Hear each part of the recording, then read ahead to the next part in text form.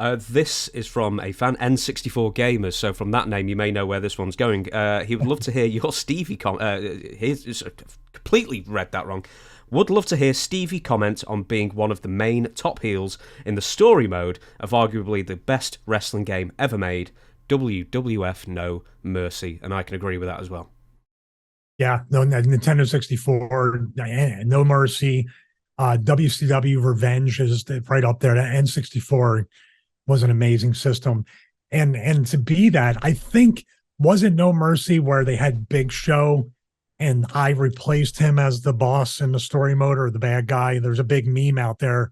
I replaced Benoit, obviously. That's always going to be the meme. If it was the right to censor era, I think that would have been No Mercy. It was right to censor era, yeah. No Mercy was right to censor. But I think Big Show is some part of that game, and I replaced Big Show because he still lets me know about it when I talk to him. Yeah, because he wasn't in the game at all, was he? So I'm trying to think. Was this when he was sent down to OVW at that time? Oh, wow. Maybe. Yeah. But that's the meme. And once again, comment below and let us know. But I think that was, and I didn't know this until after I was even out of WWE, that was even a thing that happened.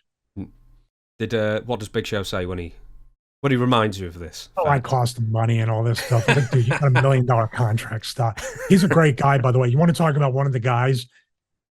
I'll say it throughout this video, or if we get to do a part 2 or part 3. But to have good people after the business and be able to interact with them, and Paul is a guy that reached out when I was sick to see how I was doing and checked in and made sure that and everybody's busy. So even if you just checked in once during that time, that's a big deal to me. That doesn't go unnoticed. And he's a really, really great guy. And talk about somebody that got himself in shape. Yeah. After, like, when it's hardest as you get older, that guy's doing a great job. He was about ready to retire at that point as well. And then didn't he go into like the box? Oh no, we're talking way later, aren't we? Fun fact about that is right before he got released, Paul and I bought gloves and everything because I used to spar with Kane. We used to do like a lot of like just sparring center mass, hit for center mass. Well, sometimes I'd pop him a little high, but look at him. It doesn't affect him.